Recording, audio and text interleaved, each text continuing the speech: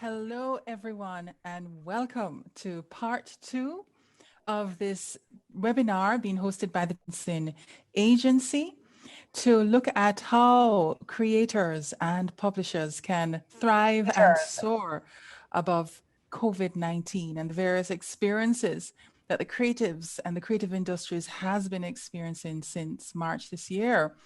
We're so glad if you are joining us for the second time. If you were with us on Monday, we had a fantastic time hearing from colleagues from Canada, from the international bodies of IFRO and the International Publishers Association and the Writers Agency.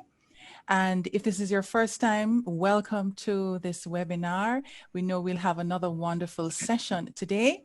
Our special presenter is Mr. Lawrence Najaji, who is the chair of the Kenyan Publishers Union, and we'll be hearing from him shortly. But before I do, just to remind you that you can put questions in the chat or in the questions and answers box, and we will handle those when we get to our question and answer period. My name is Philippa Davies. I'm the Assistant General Manager of JAMCOPY, and I'm going to hand over to our General Manager, Carol Newman, who will bring the formal welcome and introduce our speaker. Carol? Thank you, Philippa.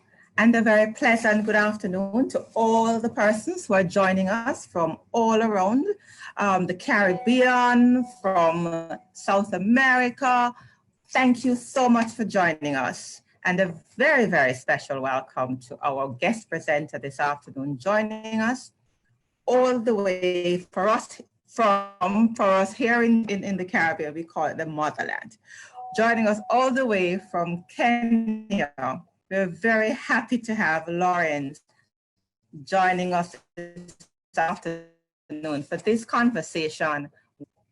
I want to say just a bit of a housekeeping before I introduce Lawrence to the JAMCOPY affiliated publishers.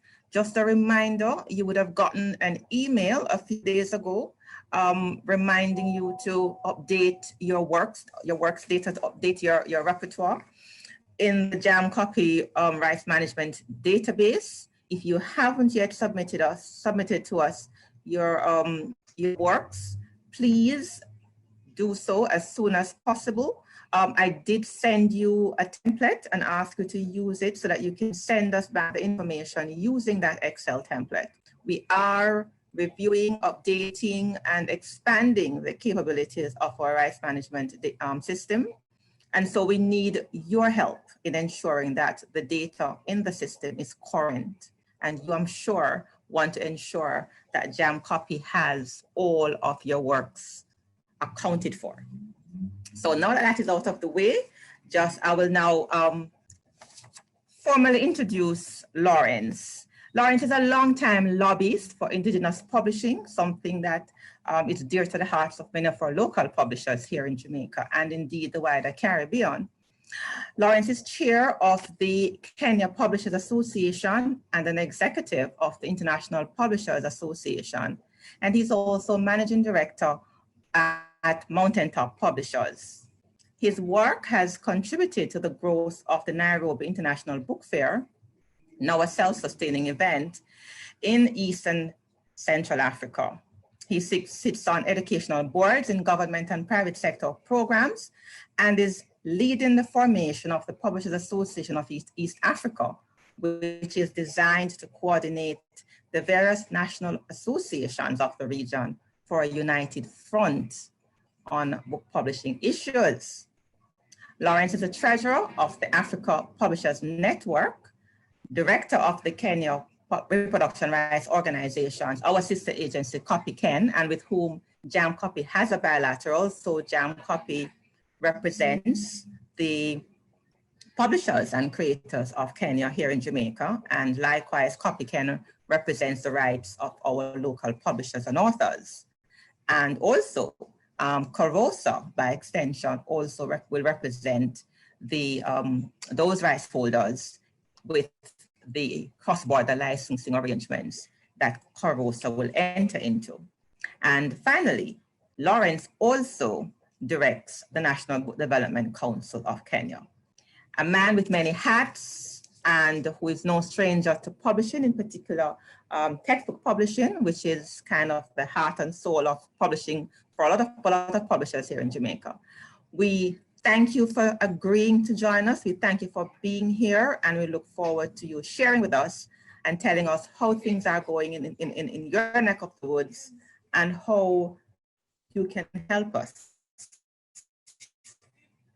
and how you can inspire our publishers to thrive and soar.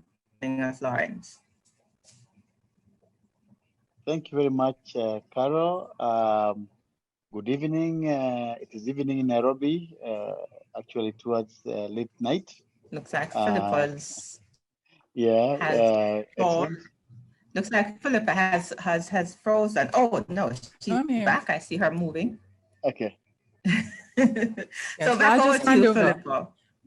Okay, thanks, Carol. I just want to mention that we also have someone sitting in from North America, not just the Caribbean and Latin America, but also North America. So we send a shout out to Yvonne Sam joining from Canada. So glad to have you.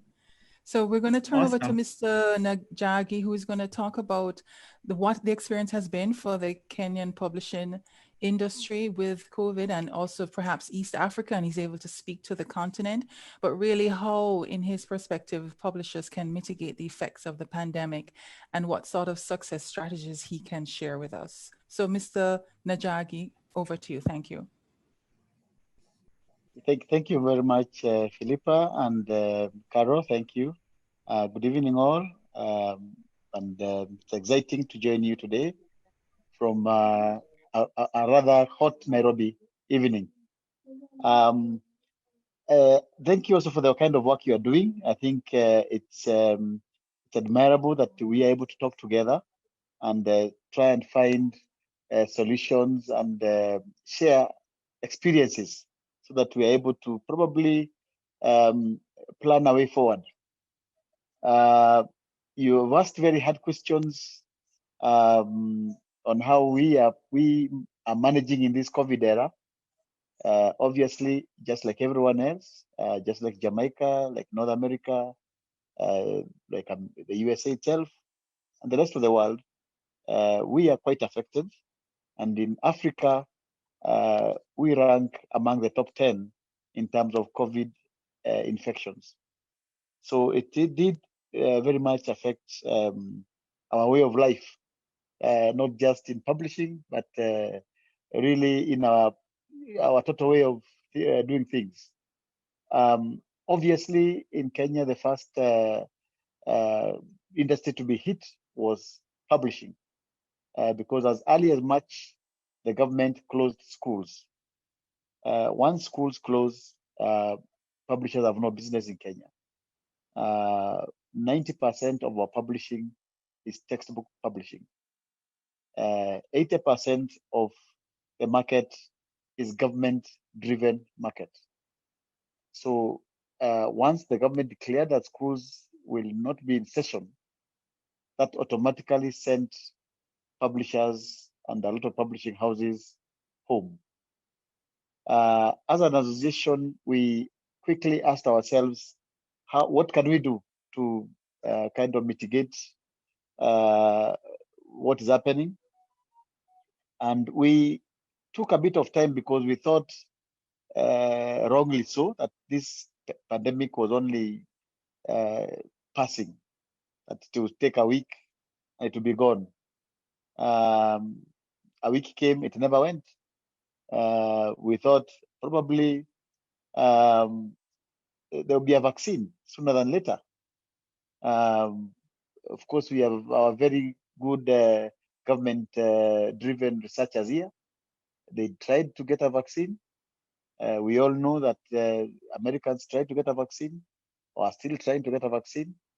Russians are still trying to get a vaccine.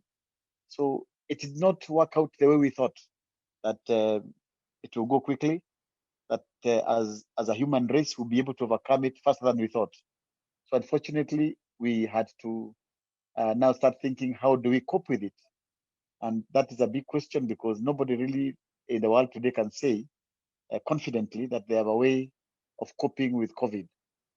But we said as publishers that we needed to continue and to give hope not just to ourselves, but to our writers, to our authors, and to our readers. And we did the next best thing, which was basically to embark and empower our publishing, digital publishing arms. We luckily in Kenya we were quite prepared in terms of digital ready, and we were able to very easily and very quickly adapt some of the books which were already in digital format anyway. We were able to offer some of those books even to schools while they were still at home. This was a big relief to government because obviously all the books were coming from indigenous local publishers. Most of the books were textbooks, which were basically done for the curriculum. So with the children at home, it was increasingly becoming difficult for government to deliver continuous education. It was becoming more difficult, much more difficult to maintain children at home really doing nothing. So the government introduced what they were calling a blended learning model. By blended learning, I mean that we had to tell the children now, yes, you have the print books. Some of you have the print books at home, but we are going to offer online learning. And this was done through 3 options. Option 1 was the TV, through even the DSTV and the other channels. Government was able to offer continuous learning classes that were timed between 9 in the morning and 3:20 in the evening. So it was actually a full school day, so to speak. The second option was that they were able to also avail this over the radio broadcast. Very important to note is that this has been going on for a long time, the radio broadcast. It's not a new thing. It is something that the government had been offering before. So it only became more enhanced. And of course, it was able to be received in various parts of the country. Radio is the most readily available mode of communication as we speak. Some people will not have television, but almost everyone is going to have radio. Then, of course, the ministry had also managed to build what we were calling the Kenya Education Cloud. This is basically cloud storage, where we were able to download our books and avail them to schools through various formats and through various gadgets, including the mobile phones. Now, this is where public-private partnership works best. And we were able to convince government that it is very good that publishers retain the job of publishing and therefore preparing materials for schools. And government does what it's supposed to do best, which is regulation. And because of that kind of partnership, we were able to and agreed to give our books free of charge to government for 3 months. And this is really sorted out the issue of keeping children at home. And we're able to refer to books availed on the education cloud without any cost. This, I think, made a major difference to the way the education was being delivered at that time. So as we speak, where we are now currently is that we, as publishers, we are praying that COVID can give us a break and that we can put it behind us. We have begun reopening our economy. We have begun with opening school. The first 3 classes are now on, and we are trying to judge from those 3 classes how they will behave once with the COVID on. The results so far are quite encouraging, that the various measures put by government and by various schools as well, keeping COVID away, sanitizing, wearing masks, keeping distance, is all being observed in the various schools. But again, it's too early to judge the success of that or the failure of that. It's only been 1 week since they opened. So we can only know probably after another 3-4 weeks, we'll be able to judge. But we were very keen as publishers that children progress, they transit to the next classes and not repeat the whole academic year. We had been very worried by the pronouncement of the Minister of Education that the year 2020 is a lost academic year. And that would have had serious ramifications to, especially to the students who are looking forward to finish, who are looking forward to move to the next class. And we thought the psychological effect of that would have been just too much for the children to bear. So we are very happy that the government decided that and decided instead to readjust the academic calendar so that it does not necessarily have to start every January, but it can actually start in May or June. So we are there. It's been a bit difficult. Publishers have been trying to find their footing in digital world. Of course, very many other things came up, and that's why I'm happy we're talking today. The more we invested in digital, the more we got worried about copyright, the more we got very worried about the safety of the materials in the various spaces. And of course, the authors were even equally more worried, whether are they writing for free? And it's still a discussion that really needs to be taken forward. How do we very ably protect copyright in the digital space? So that's where we are. I know you may have a lot of questions.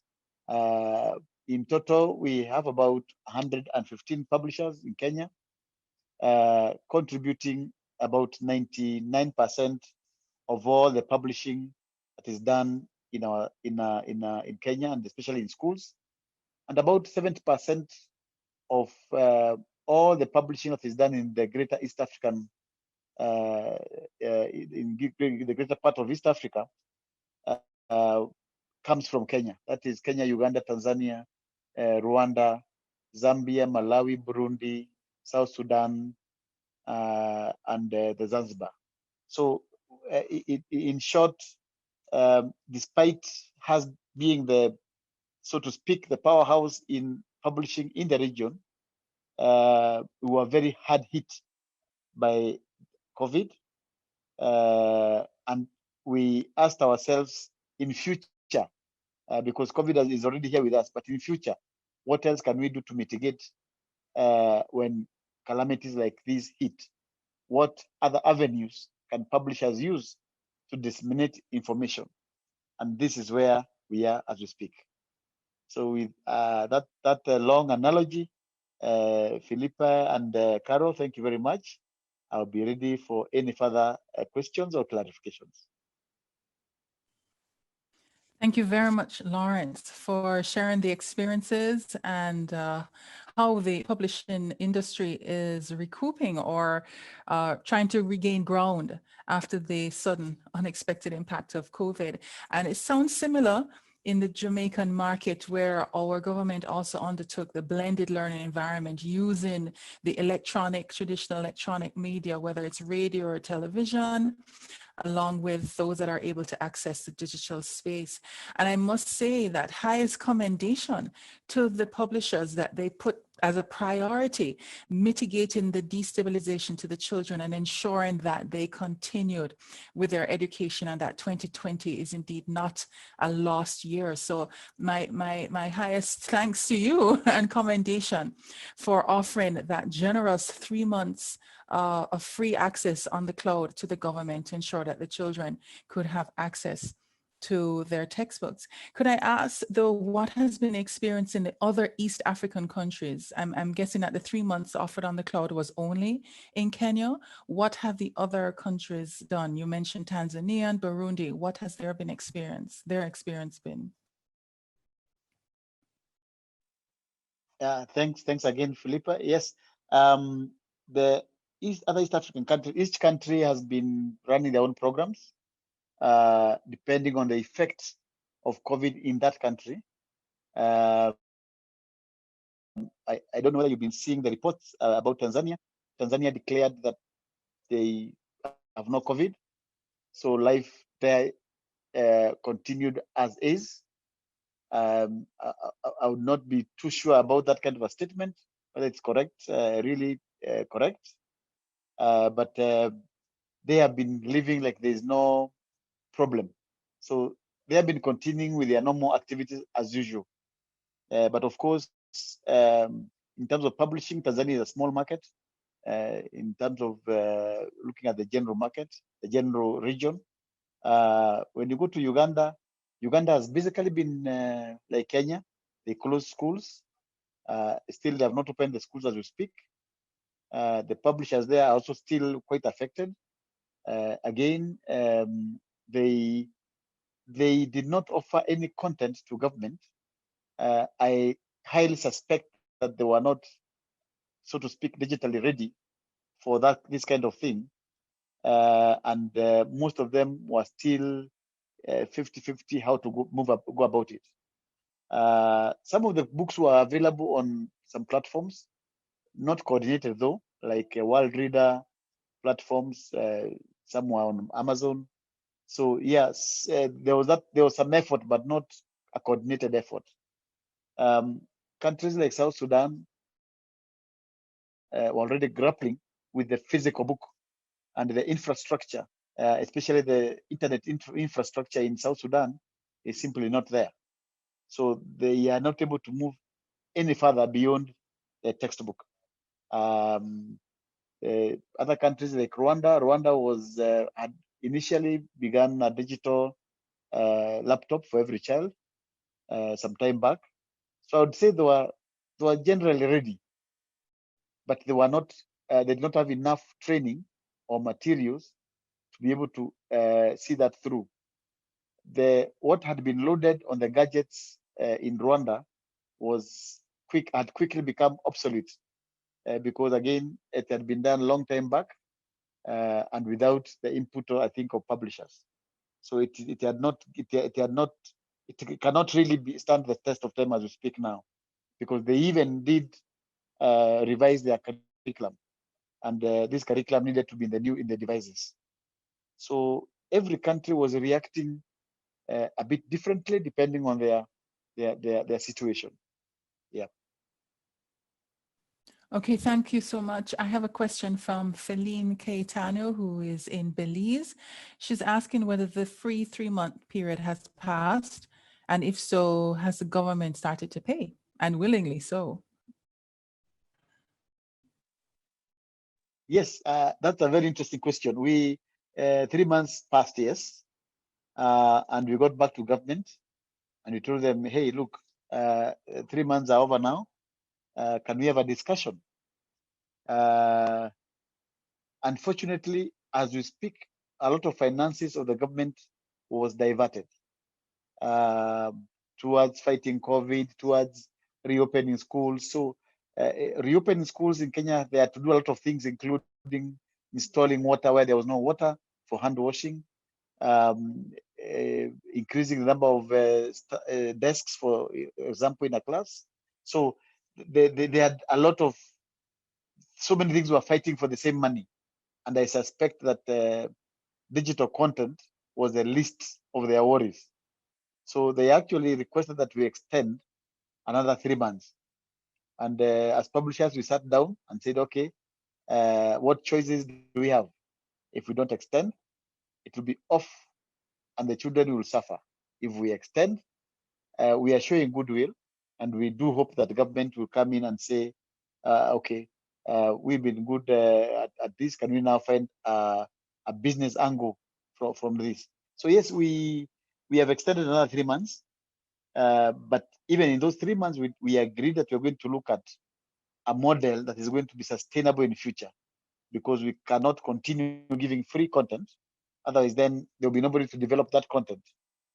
So that is what we have agreed, that we will look at a sustainable model that the publisher is sustained on, which therefore means as well as the author, and the chain continues. Thank you very much.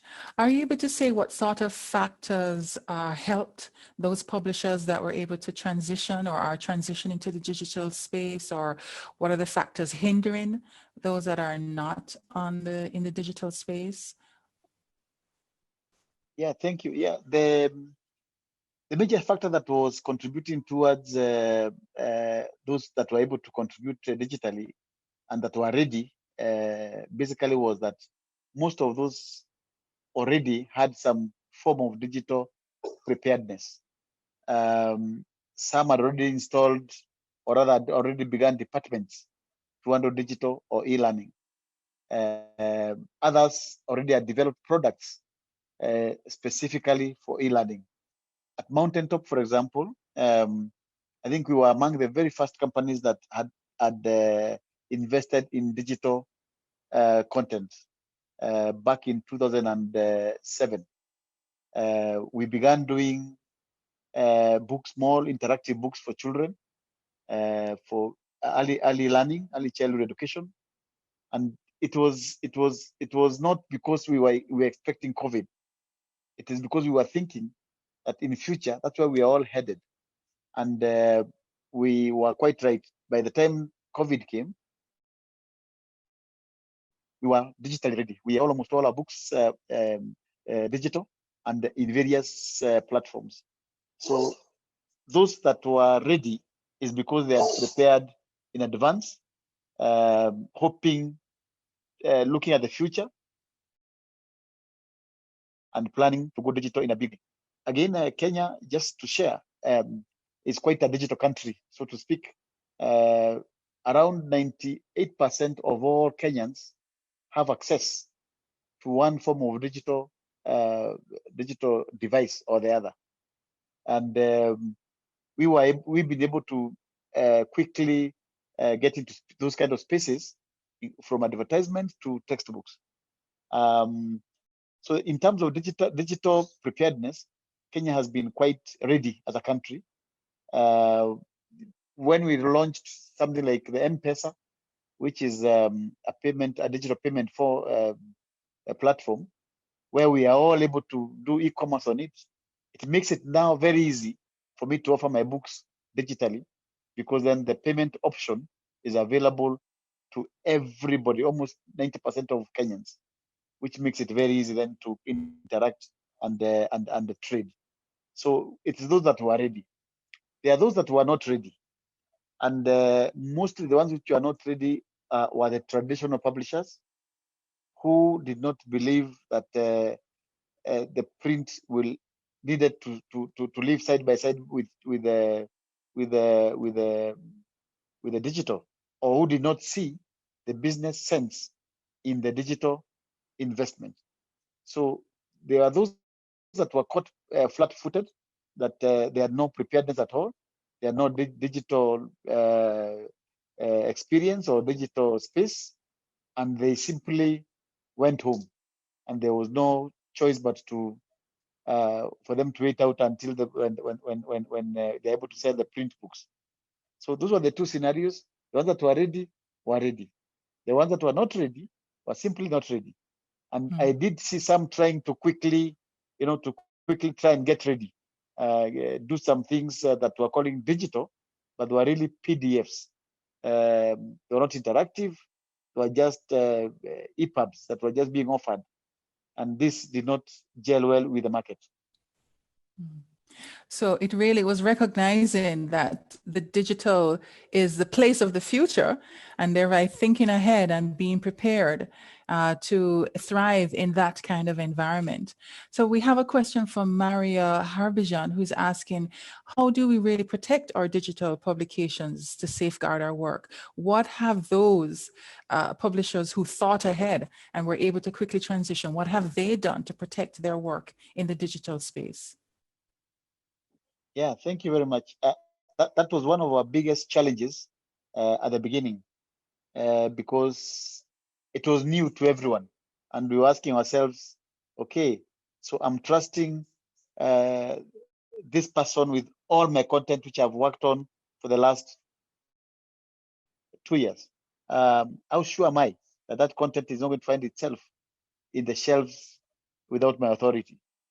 And that was a big question. And when we began, we had to take a leap of faith. But we worked on the digital rights management, the DRMs that were strong, that were able to look at our content, and that you're not able to actually access our content without the authority. A good example, actually one of the biggest fears we had when we gave our content to government, for example, was how sure are we that this content will not be transferred to other devices, will not be printed and offered as print books, will not be downloaded and shared. Lucky, and I think the Kenya Institute of Education had already done a lot of homework in terms of digital space. They had a department purely for digital. And this really helped them work out on security. We had to ensure that the content is safe and that the space it is being stored, the Kenya Education Cloud, is beyond, I would say, reproach in terms of security. This, we were able to test ourselves to try and transfer the material. So when we checked the content on the digital cloud, we were able to ascertain that it was impossible to download, it was impossible to print, and it was impossible to transfer and share that information, that content. So the digital rights management, of course, is what we were really concentrated on. That how do we ensure that the DRMs we are applying on this content is really top notch, and that's where we were. And so far, we've not had any breaches. But again, I'll be quick to say that the thief is always ahead of the policeman. So it is a continuous fight when it comes to protecting copyright. Today, you apply this DRM, and some quick guy cracks it. So we have to keep always looking at how best do we keep protecting our content. So it is not a done deal. It is a continuous fight, just like the way we do it in print.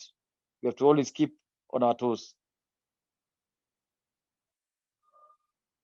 Thank you. And by DRM, you mean digital rights management, which is a form of a lock on access to the work and copying of the work. And only you as a publisher or the owner would be able to unlock the work. So DRM, digital rights management. I have a question from Teresa Richards, who's asking, were there any concessions given with regard to the percentage of material that could be copied by tertiary level students? Did you offer any concessions or any concessions as to how much they could copy in light of the COVID lockdown of schools?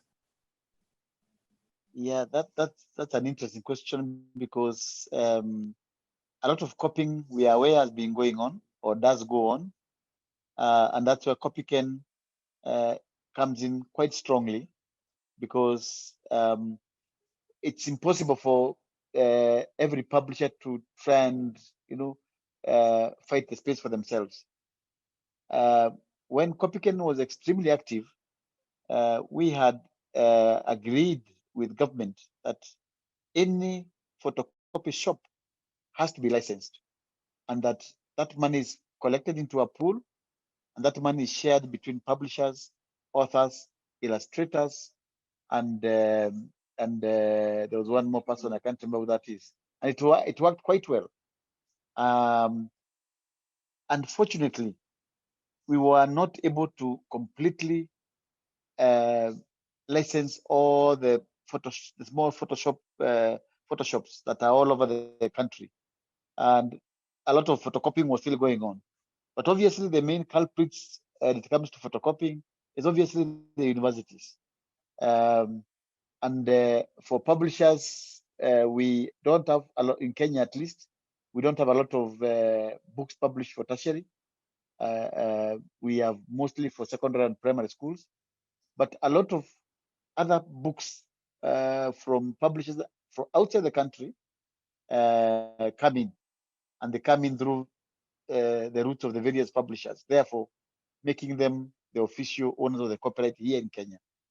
But that photocopying is going on illegally, I would say, because we have no way of collecting and ensuring that the author and the publisher really enjoy their sweat. So we have not officially allowed to photocopy. And the reason is that in Kenya, the policy, the government policy is one book to every child. So it means that there is simply no need for the child to copy that book. That book is available to the child. If the child has, if we are doing 8 subjects, the child will have 8 textbooks. So there will be no need for that child to make a copy of any textbook.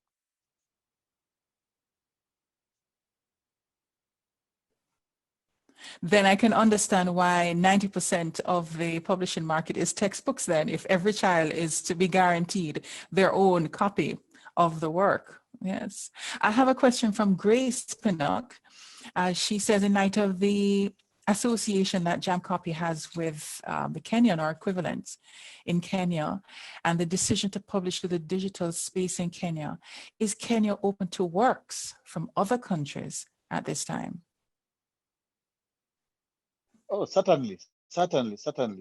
One of the major policies in Kenya as a government is that it's a free market. That we do not have constraint. We don't constrain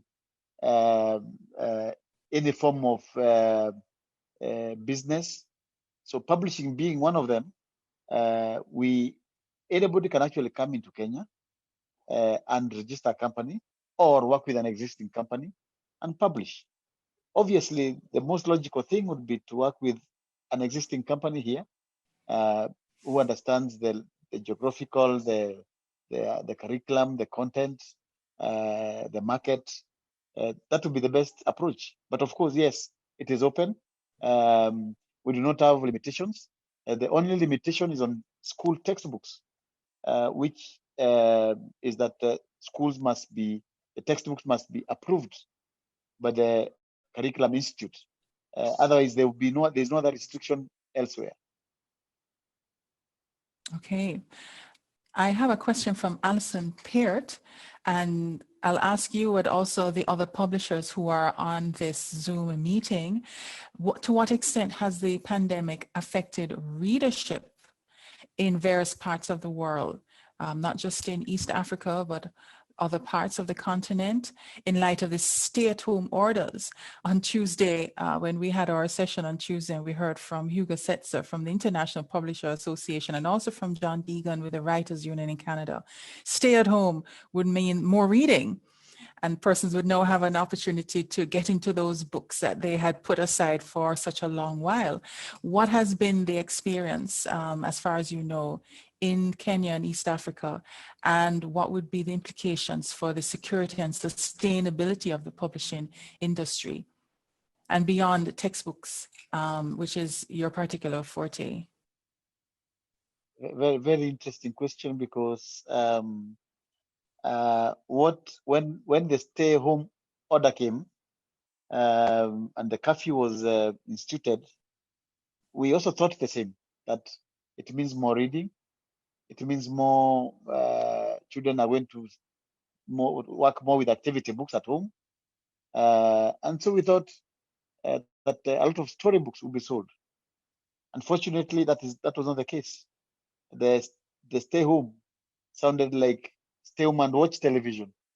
So I think in Kenya there was more television watching than reading. And because the online classes continued almost immediately, children felt like they were really at school. And being at school, in their free time, the next best thing to do is watch television. So I think the industry that must have grown is television as opposed to reading books. Yes, I can understand that. And especially if you're going to be using television to teach, well, you have opened up that platform as being the mainstay or their focus for being educated and taking in information. I have a comment from Sylvia Dallas. She's saying, in light of what you're speaking about, those that were prepared and more familiar with DRM, perhaps publishers need to be more proactive. Content providers and publishers need to be more proactive in getting a better understanding of DRM in order to aid their transition into the digital space. You have any comment on that? Yeah, actually, she's quite right. Because one of the reasons that we were able to in Kenya to move quickly and to accept digital books and to put those digital books on various platforms was we were reasonably prepared through training to understand how DRM is applied and how DRM helps to protect.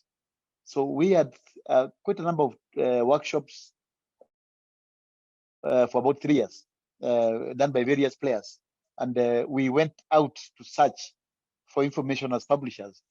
And the Kenya Publisher Association has a training wing, which looks at what needs to be done, what training do publishers require. So we had done a lot of digital training to basically make publishers understand how DRM works. And we invited quite a number of people, Microsoft. We did invite people like World Reader, eKitabu, and basically the idea was to train and make people understand that your content can be safe to this degree. And we will do this to ensure that if you give us your content to distribute, it will be safe. So she's quite right. Yes, training and going out to get much more information and understanding of how it works is the key. Was there any campaigning or marketing by the publishers to get the public interested in reading? Stay at home and read, not just watch TV. Was there any such campaign? Unfortunately, no, because when it landed, as I said, we thought, oh, okay, it's here, 1 week, we will be done with it. So there was no coordination at the beginning, and we didn't know what to expect. But I think if we had prepared well, again, of course, the pandemic, nobody prepares. But if we had prepared ourselves, we would have been able to send out advertisements to push people to read. We have tried that through the social media. I see various publishers doing various promotions, including offers to get books and read. We are yet to measure the success of those programs. Okay. I have a question from one of our attendees on data, whether there has been any data collected.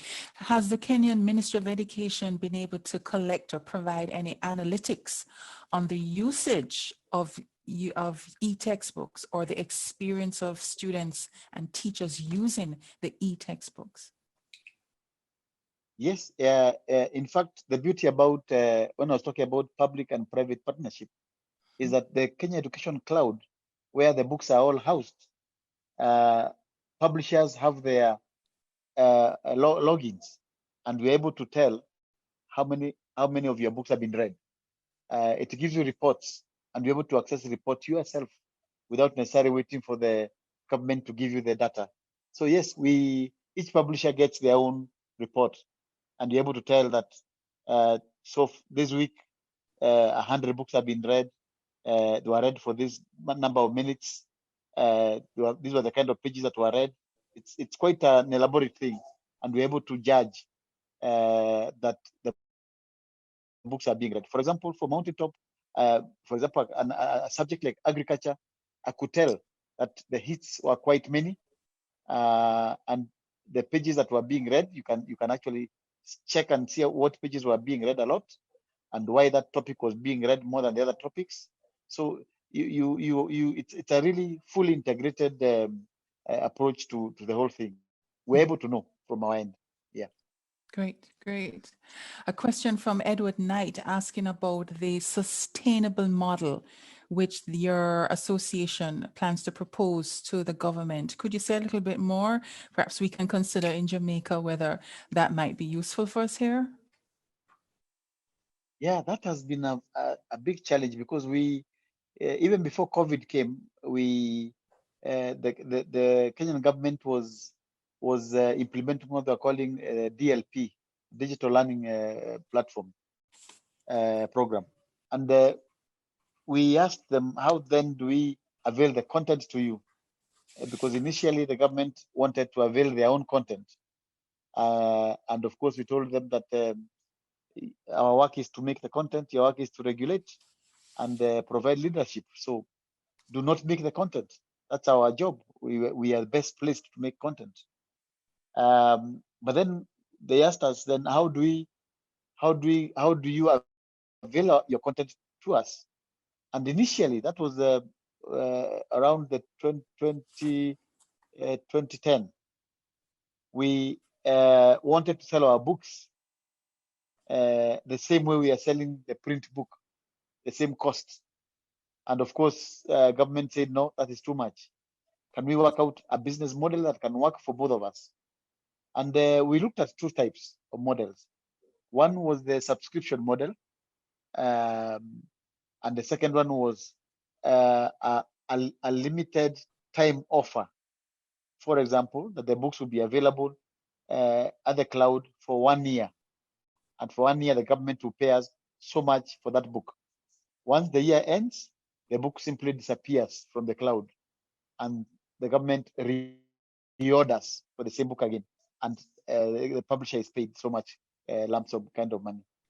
And at that time, our model was that because we were looking at the total sales that we are likely to do in print that year for that book, and then take 50% of it, and then discount it further by 50%, so that it becomes affordable to the government. And we thought that was a fair way of looking at it. Of course, because the cost of initial cost of doing digital content can be expensive, but the subsequent costs are quite low.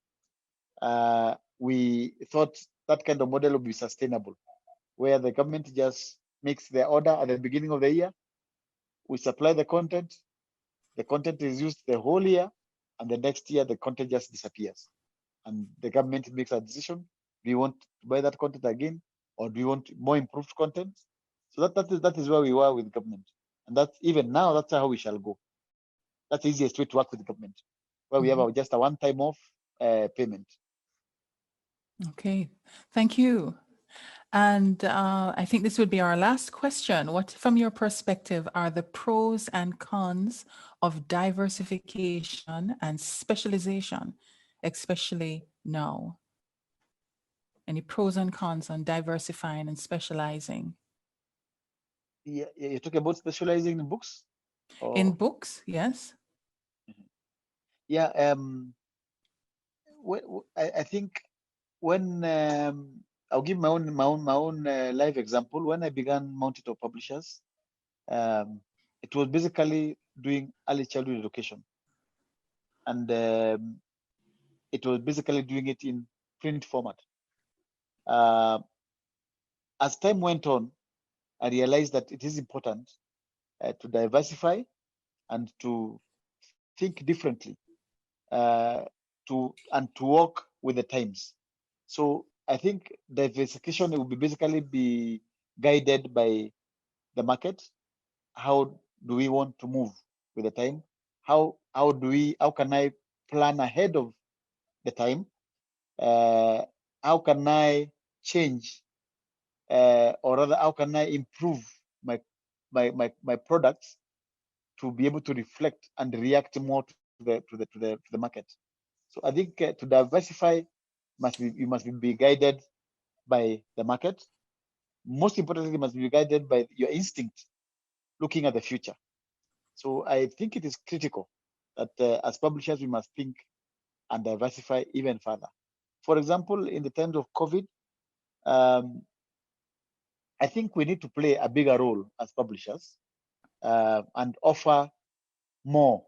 For example, I don't think any publisher yet, I don't know yet, not in Kenya at least, has done any book on COVID.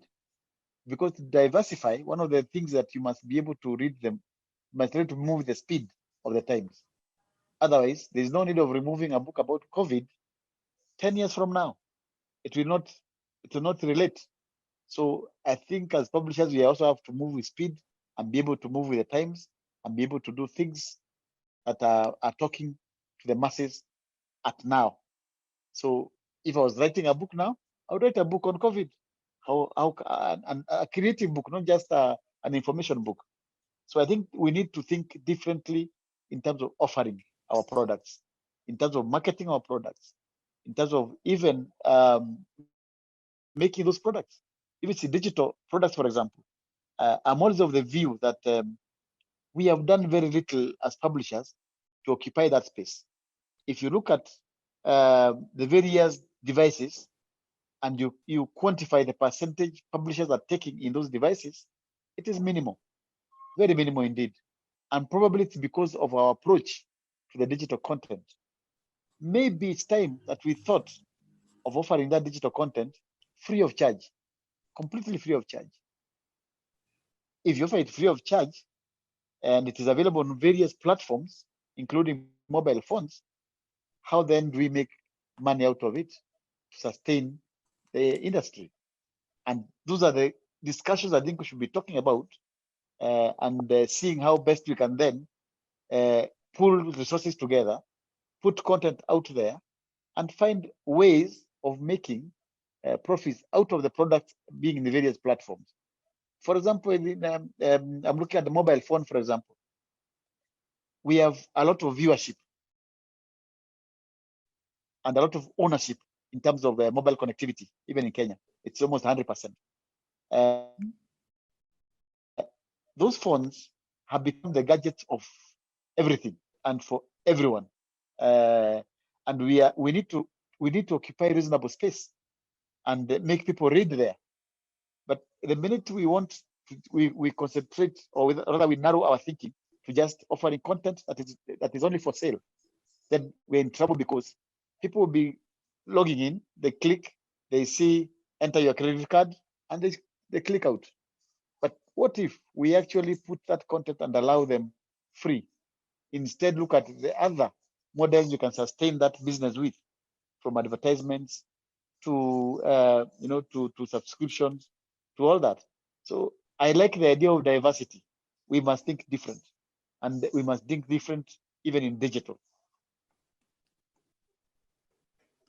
Thank you very much, Lawrence. A quick follow-up to your explanation or expansion on the sustainable model.